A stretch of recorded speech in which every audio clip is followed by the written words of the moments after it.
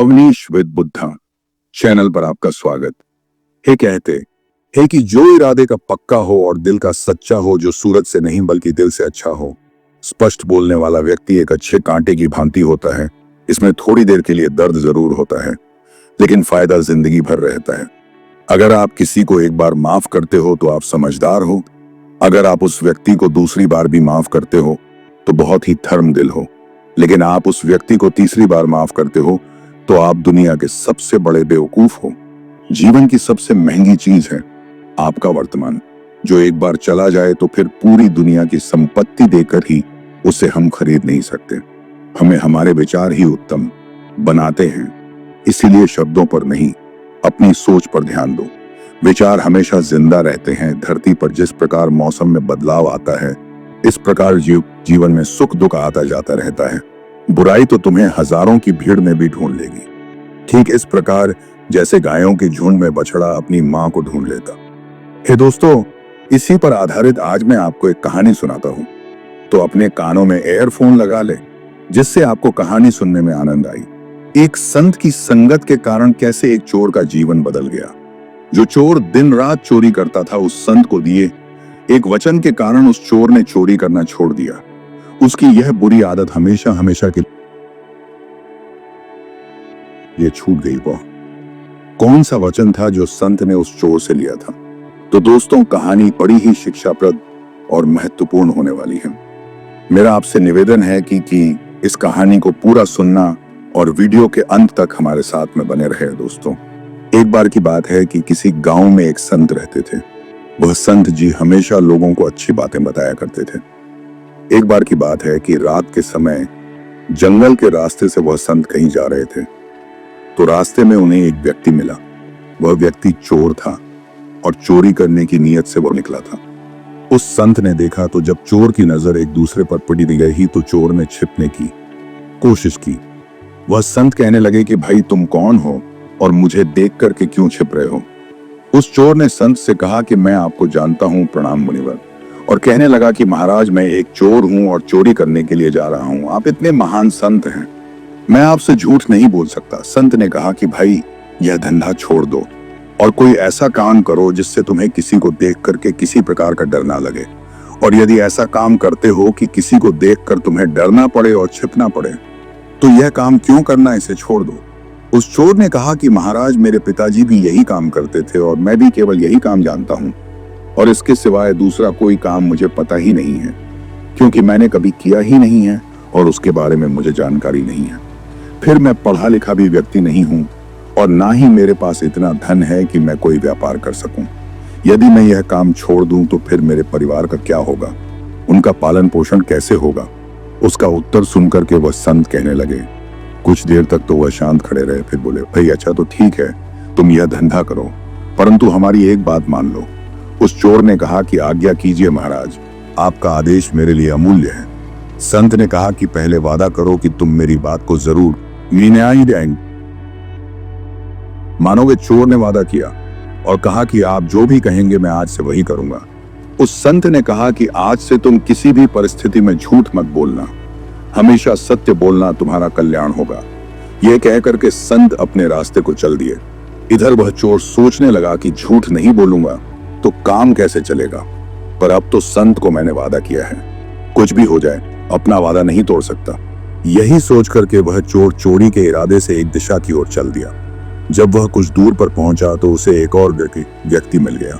वह वास्तव में वहां का राजा था, जो भैंस बदल करके अपने नगर का भ्रमण करने के लिए निकला था। उसने भी चोर को देख लिया। राजा ने उस चोर से धीरे से पूछा कि तुम कौन हो और इस जंगल में अकेले क्या कर रहे हो और इस समय कहां जा रहे हो? चोर मन ही मन विचार करने लगा कि मैंने झूठ बोलना तो छोड़ दिया है, अब तो मुझे झूठ बोलना नहीं है, इसलिए सच सच बता देता हूं, जो होगा देखा जाएगा। यही मन में सोच करके उसने राजा से कहा कि मैं एक चोर हूं और चोरी करने के उद्देश्य से मैं घर से निकला हूं। इस तरह की बात को सुनकर के राजा आश्चर्यचकित हो गया कि अरे, यह कैसा चोर है जो स्वयं ही बता रहा है कि मैं चोर हूं। आश्चर्य प्रकट करते हुए उसने कहा कि अरे भाई, क्यों हंसी मजाक करते हो? तुम अवश्य ही कोई सैनिक अथवा गुप्तचर मालूम होते हो। उस चोर ने कहा, नहीं नहीं, मैं मजाक नहीं कर रहा हूं, मैं तो बिल्कुल सत्य कह रहा हूं। मैं चोर ही हूं और चोरी करना ही मेरा धंधा है। राजा ने कहा, भाई चोर तो मैं भी हूं, परंतु अभी नया नया ही यह धंधा शुरू किया है। अच्छा हुआ तुम मिल गए, आज दोनों मिलकर के चोरी करते हैं। यदि तुम्हारा ख्याल हो तो राजमहल में चोरी करें। चोर बोला, पागल हो गए हो, राजमहल में कैसे अंदर जाएंगे। उस राजा ने कहा कि घबराओ नहीं, घबराने की कोई बात नहीं है। मेरी बात ध्यान से सुनो। मैं पहले राजमहल में नौकर था, परंतु राजा ने किसी बात पर नाराज होकर के मुझे नौकरी से बाहर निकाल दिया था। क्योंकि राजा ने मुझे निकाला था, इसलिए दूसरा कोई मुझे नौकरी देने को तैयार नहीं हुआ। इसलिए मैंने यह धंधा अपनाया है। मुझे राजमहल के एक एक गुप्त द्वार का पूरी तरह से पता है, किधर से आना है और किधर से जाना है, ये मुझे भली भांति पता है। चलो आज राजमहल में अपना भाग्य आजमाते हैं। इतना कह करके राजा उस चोर को साथ लेकर के राजमहल की ओर चल दिए। तब उस चोर को बिल्कुल भी अंदाजा नहीं था कि उसके साथ जो व्यक्ति है वह खुद एक राजा है। कुछ समय बाद वह दोनों महल के पिछले द्वार पर जा पहुंचे और जो गुप्त मार्ग था उसका दरवाजा खोल करके कहने लगा कि तुम पुराने चोर हो, अंधेरे में देखने का तुम्हें अभ्यास है, इसलिए तुम अंदर जाकर के सारा धन बटोर लाओ। मैं यहीं पर तब तक पहरा दे रहा हूं। चोर ने कहा कि इतने बड़े महल में मुझे कैसे मालूम होगा कि धन कहां रखा है। राजा ने उसे खजाने का पूरा पता बता दिया और वहां तक जिस तरह से पहुंचना था वह सारी युक्ति उस चोर को समझा दी। चोर जब अंदर घुसा और खजाने के द्वार पर पहुंचा, वहां दीवार पर एक चरखी लगी हुई थी। उस चरखी को घुमाते ही वह द्वार खुल गया। चोर ने देखा कि वहां तो अनेकों बड़े बड़े मजबूत बक्से रखे हुए हैं, जिनमें बड़े बड़े ताले बाई में लगे हुए हैं। उसने चाबियां का गुच्छा तथा कुछ दूसरे औजार निकाले और एक बक्से का ताला खोलने की कोशिश करने लगा, परंतु उसकी सारी कोशिश बेकार हो गई। उसने यह सोच करके कमरे में चारों तरफ नजर दौड़ाई कि शायद कोई लोहे की सलाख वगैरह मिल जाए। तब भी उसकी निगाह एक बक्से पर पड़ गई जो कुछ छोटा था और एक बड़े बक्से के ऊपर रखा हुआ था। उस चोर ने देखा, उसने उसका ताला खोलने की कोशिश की, थोड़ा सा ही प्रयास किया और उस बक्से का ताला खुल गया। उसने ढक्कन हटा करके देखा तो उसमें एक छोटा सा और बक्सा था और उस बक्से के अतिरिक्त कुछ नहीं था। उसने जो उसके अंदर एक छोटा सा बक्सा था उसको बाहर निकाला। जैसे ही उसका ढक्कन खोला, उसकी आंखें चमक उठी। उसमें 3 बहुमूल्य हीरे रखे हुए थे। उसने उठलातीन, पायत, पिशाच और वे तीनों हीरे उठा लिए और वहां से चलने लगा। तभी उसके दिल में विचार आया कि हीरे तो 3 हैं और हम दोनों इसका आधा आधा भाग कैसे करेंगे। मैं झूठ बोल करके एक हीरा अधिक अपने पास रख लूं। यह मैं करूंगा नहीं, क्योंकि मैंने झूठ ना बोलने का वादा किया है और इतने बड़े संत से किया है, जो संत हमेशा दूसरों का भला करते हैं और सदैव सत्य बात बोलते हैं। मैंने ऐसे संत से यह वादा किया है। यही सोच करके उस चोर ने एक हीरा उस बक्से में वापस रख दिया और वह महल से बाहर निकल आया। बाहर आकर के उसने राजा से कहा, ये 2 हीरे लाया हूं, एक तुम्हारा है और एक मेरा है। यह कह करके उसने एक हीरा राजा को दे दिया और दूसरा हीरा अपने पास रख करके चला गया। उसके जाने के बाद राजा ने सोचा कि हीरे तो संदूक में 3 थे, फिर उसने यह क्यों कहा कि मैं 2 हीरे लाया हूं, चल करके देखना चाहिए। यही विचार करके राजा जब वहां पहुंचा तो वह देखता है कि एक हीरा उसी छोटे से बक्से के अंदर रखा हुआ है। यह देख करके वह राजा बड़ा हैरान हुआ कि यह कैसा चोर है जो चोरी भी करता है और सच भी बोलता है। राजा ने उस खजाने का द्वार खुला छोड़ दिया और अपने सैन कक्ष में जाकर के वह राजा सो गया। जब सुबह हुई और थोड़ी देर हुई तो हल्ला मच गया कि राजमहल के खजाने में चोरी हो गई। चारों तरफ यही चर्चा होने लगी। राजा ने अपने मंत्री को बुलाया और चोर के बारे में पता लगाने के लिए कहा। राजा ने कहा कि खजाने का द्वार खुला हुआ मिला है, अवश्य ही यह किसी चोर का काम है और अति शीघ्र इसकी जांच करो और उस चोर का पता लगाओ कि वह कहाँ रहता है और उसने चोरी क्यों की। मंत्री ने कहा कि जो आज्ञा महाराज। यह कहकर मंत्री खजाने वाले कमरे में पहुंचा। सब बक्से जैसे के तैसे रखे हुए थे, केवल एक छोटे बक्से का एक ढक्कन खुला हुआ था। उसमें एक छोटा सा जो बक्सा रखा हुआ था उसको निकाल करके देखा तो उसमें एक हीरा अभी भी रखा हुआ था। मंत्री को पता था कि ये जो बक्सा है इसमें 3 बहुमूल्य हीरे थे। वह सोचने लगा कि ऐसा मालूम पड़ता है कि किसी चोर ने जल्दी में एक हीरा यहीं छोड़ दिया है। अब क्यों ना ये हीरा में रख लूं, चोरी तो हुई ही है। चोर जब पकड़ा जाएगा तो वह लाख कहता रहे कि मैंने हीरे नहीं चुराए हैं, उसकी कौन मानेगा। यही सोच करके उस मंत्री ने वह हीरा अपने पास रख लिया और फिर राजा को आकर के सूचना दी कि सारे बक्से ठीक ठाक रखे हैं, केवल एक जो बक्सा था जो छोटा था वही खोला गया है और उसमें 3 हीरे रखे हुए थे। वह तीनों हीरे चोर लेकर के चला गया।